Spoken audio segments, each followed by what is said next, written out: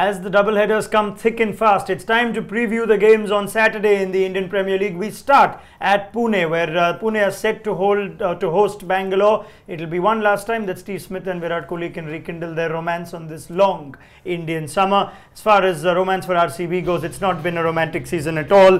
They are just 5 points in 9 games. They've only got 5 more games. The max they'll reach is another 15 points, and even that may not be enough. Let's get Ajit Agarkar and Sanjay Bangar in on the various matchday match points. We start with Virat Kohli. That is matchday match point number 1, and at least there is a bowler that he likes to dominate in this league through Imran Tahir. So Kohli against Tahir is our key battle for our first matchday match point. First, the numbers to just set up the discussion. It's not been a happy time for Virat Kohli with the bat or with the results. We'll just have a quick look at how he goes against Tahir. Strike rate of 182, just 23 balls faced and never been dismissed.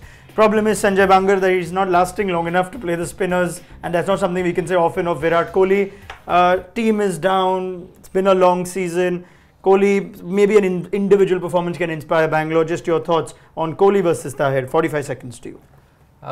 He has a particular method of how he composes an inning. He starts slowly, and then as he approaches the middle overs, and especially when somebody like a Tahir comes, who generally bowls with a short fine leg and 3 fielders on the deep, he's somebody who's very good at just hitting the ball very softly in that gap around the mid-wicket region and running those 2. So that is his game plan. Also, he plays the slog sweep really well.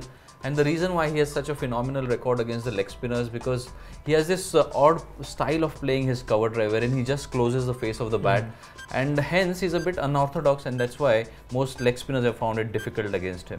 Okay, very much within his 45 seconds. Sanjay Bangar's aced the format very quickly. Let's look at other batsmen who've actually aced leg spinners in the history of the IPL. We're looking at right-handed batsmen. Left-handers tend to have better numbers against the leggies, but Ajit, Virat Kohli quite far ahead of the rest. Strike rate of 152, average significantly higher than Rohit Sharma or even AB de Villiers of 58. So clearly a right-hand batsman who doesn't get as faced by leg spinners. It's always been a tournament for leg spinners. Just your thoughts on those numbers. 45 seconds to sum up Kohli v Tahir.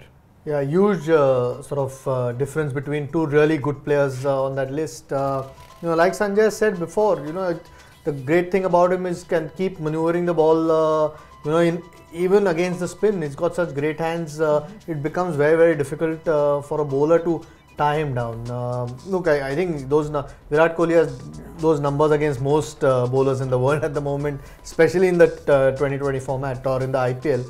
And Tahir or leg spinners, again, just when you can't bowl 3 or 4 balls at a batsman, you generally find it difficult to create any sort of pressure, and Virat Kohli is very good at that. Just great hands, keeps whipping guys against the spin through mid-wicket consistently, but only a guy with special ability can do that. He has the ability, he's not got the results. He's coming up against a bowler that he likes playing against. Let's see if things turn around for Virat Kohli against Imran Tahir.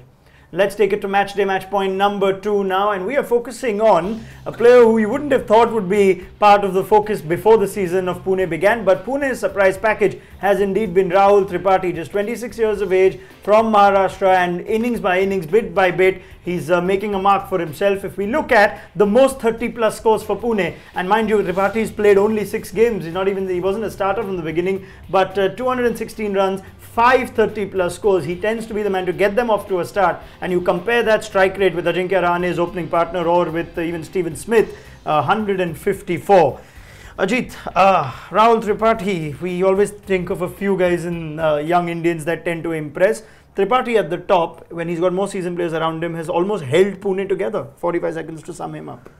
Yeah, and at a time when Ajinkya Rahane, which is such a rare thing for Ajinkya Rahane to do, is not in the greatest of forms in the IPL. Okay, he's had a few starts, but one of the most endearing things about Tripathi was his interview the other day before the game. Just very honest, was almost a fan before he came into this IPL.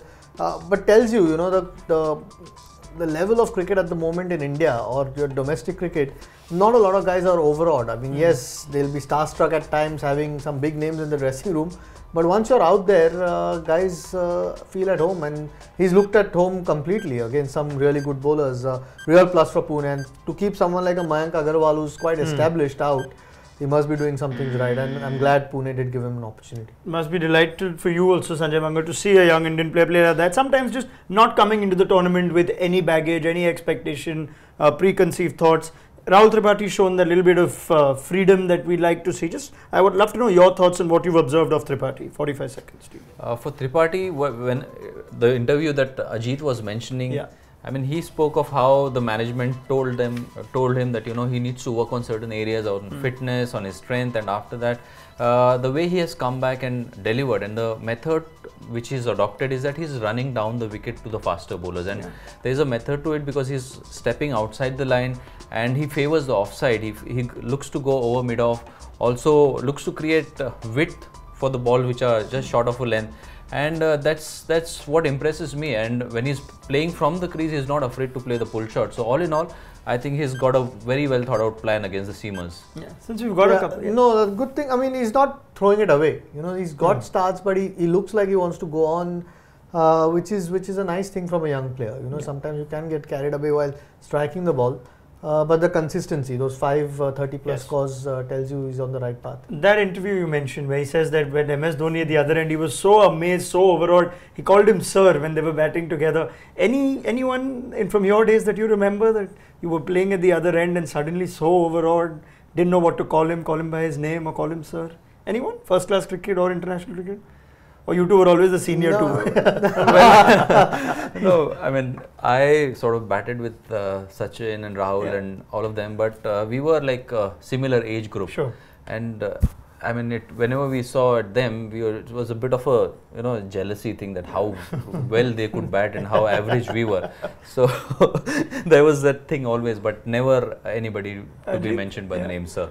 First time I batted with Sachin as the non-striker, and I was too stressed. I was just trying to make sure he doesn't get run out. I mean, we were batting in the Zimbabwe in Nagpur test, and I was at the non-strikers, and Sachin was at the strikers, and he hit one full-blooded shot. It hit my chest, and I thought, and I was sort of on the ground, and I thought Sachin would come and say, "Are you okay? Are you okay?" And he was saying, "Arey yaar, boundary miss ho gaya." So, oh God, Rahul Tripathi, don't be at the receiving end for MS Dhoni's on drives or anything that he hits past the non-striker, but he's been a revelation for Pune at the top. Let's move to matchday match point number 3, and we're talking about the playing 11s. Pune need to start picking their right team because there were question marks. It looked so bad when they picked Faf du Plessis for a sore Ben Stokes in the last game. It didn't look good against Kolkata eventually. So Ajit Agarkar has put Ben Stokes back in at the expense of the South African test captain, and Imran Tahir will of course keep his place. No other changes that I can see there. Ajit, you've persisted with Daniel Krishnan and not the extra leg spin of Adam Zampa. 45 seconds for you to take me through your team. Well, they could very well do that if the conditions demand that, but otherwise, Krishnan offers a lot more with the bat than Zampa does. Again, they've started to play a lot better in the last they've won 3 out of the last 4.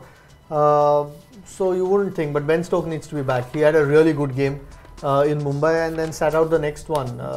I'm sure the amount of effort that he puts in his cricket, there must be some sort of niggle or soreness, or they'd be hoping he's fit, because I don't think they have too many options sitting on the bench to give them that balance. They need to win this next game to stay in contention, because one, that will knock RCB out for sure. Yeah. And then we'll keep the pressure on the other guys who are around them. Yeah, but let's see how they go on in that game against RCB. Let's take Sanjay Bangar's playing 11 now. Both of them doing very well, keeping within their 45 seconds. So let me see if Sanjay's made some changes. Well, Sachin Baby is in that team. There were some fan calls for Sachin Baby ahead of Mandeep Singh. So Sanjay's done that. He's got Shane Watson in for Travis Head, and also Taimil Mills for Samuel Badri. So quite plenty of changes for you, Sanjay. Just maybe you could tell me what you've gone for, given of course that they're playing at Pune. 45 seconds for you. Opted for 3 changes. Mandeep Singh not looking in the best of form and not in his usual position, so it makes sense to bring somebody like a Sachin Baby who is accustomed to batting in the lower middle order. And then Shane Watson was being sorely missed, and the wicket as Pune, as you see, there's a bit of carry and bounce. So he's somebody who can bring a lot of stability and depth to their bowling. He can bowl in the death overs, and somebody like a Taimil Mills, you want him and there are enough spinners. You definitely miss a Badri, but Taimul Mills with his pace and the slower variations can just beef up the attack. So all in all, I think that covers all bases on a venue like Pune. Thank you, Sanjay Bangar. Ajit Agarkar. That game, of course, is the first of 2 games on Saturday.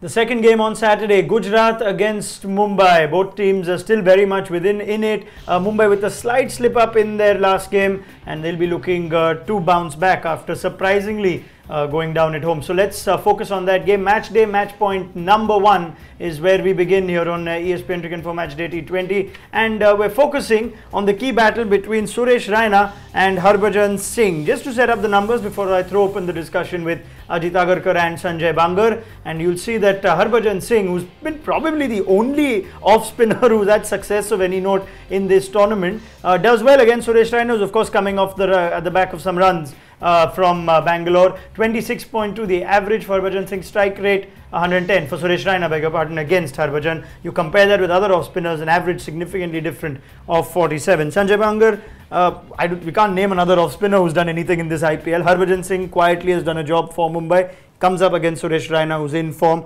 Your thoughts on that matchup? 45 seconds. It only shows that how players understand each other's strengths so well. Now, Harbhajan would definitely be knowing by the number of balls that he would have bowled in the India nets against Suresh Raina that his favoured area is over covers. He looks to go dance down the track and go over covers, doesn't really play the sweep shot that much. So whenever Harbhajan bowls, I think he bowls very straightish line, and also he tends to bowl that Yorker length really well when he sees somebody who plays a premeditated sweep shot. Hence, by knowing that, he doesn't really allow somebody like a Suresh Raina to get away. And there is a bit of respect from Suresh Raina as well, because he knows that he's gotten him out 5 times, and probably he'll go after other bowlers and not after Bhaji. It's not a happy place to play in Rajkot for the Gujarat Lions, but Suresh Raina's, in spite of some odd decisions in the field, his own batting hasn't been as, maybe not as bad as last season. Just your thoughts on that context? No, in fact, he's been really good as the tournament's progressed. He's been getting better, which is always a good thing, because they rely heavily on him. McCallum's been in good form, but the other opening slot, Finch came number 4 and got some runs. But Raina, when he played for CSK at number 3, was such a vital component of their success. And here, while leading, they need his runs, because one of his greatest qualities is to hit a boundary when the team really requires it. Off a good ball, he can create that, whether it's a 6 or a 4 that's needed. And that's been a special ability over the years in 2020 cricket, and that's what makes him special. Be a good battle against Harbhajan, because again, Bhaji, without any stress at the moment on his head, is bowling really well again. Perfectly on cue. Reaches our 45-second mark. Let's move to match day, match point number 2, and we are speaking of Gujarat Lions' lead bowler, if we can call him that, Andrew Tye. He's tying up the opposition. Forgive us if you didn't like that pun, but he certainly solved a few problems. First game that he came in, picked up a hat-trick, 3-wicket haul, vital in the last game against Bangalore, 3 big wickets too. And just to see some numbers for Andrew Tye, comparing him with the other Gujarat bowlers, average of 11, hat-trick and 3-wicket haul last game, like I said, helped. 6.6 the economy, so he's certainly been the answer to some of Gujarat's questions. Ajit, just to comment on Andrew Tye, what's he brought to this Gujarat Lions attack, and why has he been as successful, maybe if you compare him with bowlers across the tournament? 45 seconds. I mean, those numbers shows that he can bowl at any stage of the innings, which is always an advantage to have with any bowler. The one thing I liked about him in the previous game against RCB was he bowled, okay, those were cross seamers, but he hit the length, just because in the previous game we've seen him use a lot more of the slower balls, the knuckle ball, which seems to be his strength in T20 cricket, and because he's tall, it naturally gets the dip and is harder to pick as well, that ball. So it was nice to see him bowl good length balls and get a couple of nicks, with extra bounce because of how tall he is. So he knows his bowling, his game inside out, which is always a key. And you need one overseas guy to lead the attack. For some reason, they dropped him in the middle even after getting a fifer. I don't think they're going to be doing that anytime soon. He's a real plus for them. Amazing how it happens to bowlers. Batsmen at 100 and no chance of dropping them, but poor fast bowlers. Let's look at where he's bowled. Ajit Agarkar alludes to the point that he can actually bowl at any phase. Economy of 6 in the power play, you take that. Middle overs 4.8, you'd certainly take that. And Sanjay Bangar 7.7 at the death. given how Gujarat have gone and given some of the other bowling attacks that we've seen through the course of the tournament, you may take 7.7 as an economy. Ty successful wherever Raina uses him. 45 seconds for you. Yeah, as Ajit said, he was very impressive with the new ball, and he hits the deck like most Aussie bowlers do, because in Australia there's hardly anything. If you just float the ball up, you can get driven very, very easily. So that's the hallmark of most Australian bowlers, that they hit the length really well. And the slower ball, why he is so good at the death is when he bowls those slower balls, which somebody like a Zahir does at the start, and somebody like Andrew Tye does it at the lower end of the tournament. They don't really break their wrist. The wrist actually stays firm, and hence it is very, very difficult for the batsman to pick up any change of pace, and hence the better economy rate. Alright, great. So you've heard it for Andrew Tye. He should be big now, coming against an informed batting lineup that is the Mumbai Indians. Let's pick the 11s now and have Ajit Agarkar and Sanjay Bangar dig into their squads and see how they've gone. Sanjay Bangar first picks the Gujarat team, coming at the back of a confident win against Bangalore, comprehensive, and they made some changes. We spoke of how they might have struck the overseas balance, so Sanjay Bangar sticks with the same 4 overseas players, and he's tossed it up between Nathu Singh, who bowled just the 2 overs in the last game, or the return for Dhaval Kulkarni, and Ankit Soni, the tall leg spinner that we saw for the first time, keeps his place. Wonder where you'll bat Ishan Kishan there, Sanjay, but 45 seconds for you to take me through your team. Well, I wouldn't really change much of the team. This is something that they looked really good. They looked a good unit. Their bowling looked, all bases were covered. Thampi was impressive. In place of Nathu Singh, somehow I feel that Dhaval can still bring in the experience which is required to bowl at any stage. He can bowl really well with a new ball. And when you're playing against teams which you know really well, you require some experience. So impressive. I'm pretty impressed with the number of leg spinners they've got. They tried for Shubham Agarwal, then they tried Tejas Baruka, and Soni looked quite a part in that setup. So well done to the scouts of Gujarat Lions. You spoke like a true man who's been in that position before, knows the value of scouting, and well within his 45 seconds, Sanjay Bangar always gives you good returns on his economy. Now let's take Ajit Agarkar's 11 for Mumbai. Are there changes from the team that unexpectedly lost a game against Pune at the Wankhede? He's brought in Lasith Malinga, assuming he's fit, and Krunal Pandya also, if he's fit, comes straight back in. So just the one outing for Karan Sharma, says Ajit. At Rajkot, so just your thoughts, Ajit, on that team. Malinga would be a big addition if he is fit. Yeah, I mean, I thought he looked in good shape when he came into the tournament, but obviously there's some underlying issues with his fitness, and you know, they're trying to get him ready, and they'd rather have him ready at the back end because they need 2 more victories out of the next 6 to qualify, but they'd ideally want to finish in that top 2 to have 2 cracks at getting to the final. Malinga, whenever fit, he has to play. I mean, if he's fit and his body is good, then I would play him. I don't think Johnson's done anything wrong. He's bowled quite well in the couple of games that or 3 games he's had. And Krunal Pandya is a very important player for them. They need to get him fit to bring him back, because he's been a key player, not only with his batting, which has been great, but his bowling. Alright, thank you very much, both of you in Mumbai and Gujarat colours. I don't think that's a reflection of who you support, but we'll get your thoughts for that pre-game at 7:30. So please make sure you join us for our live show, ESPNcricinfo Matchday T20, 7:30 India time, on the website as well as on our Facebook page. And if you're on our Facebook page, make sure you also catch us mid-innings for a live Facebook chat with Sanjay, Ajit, and the rest of our panel, Brad Hogg, Akash Chopra as well. So YouTube, if you're watching us over there, make sure you subscribe. Should be a cracking Saturday, lots of cricket, and we hope to have your company for it. Bye-bye.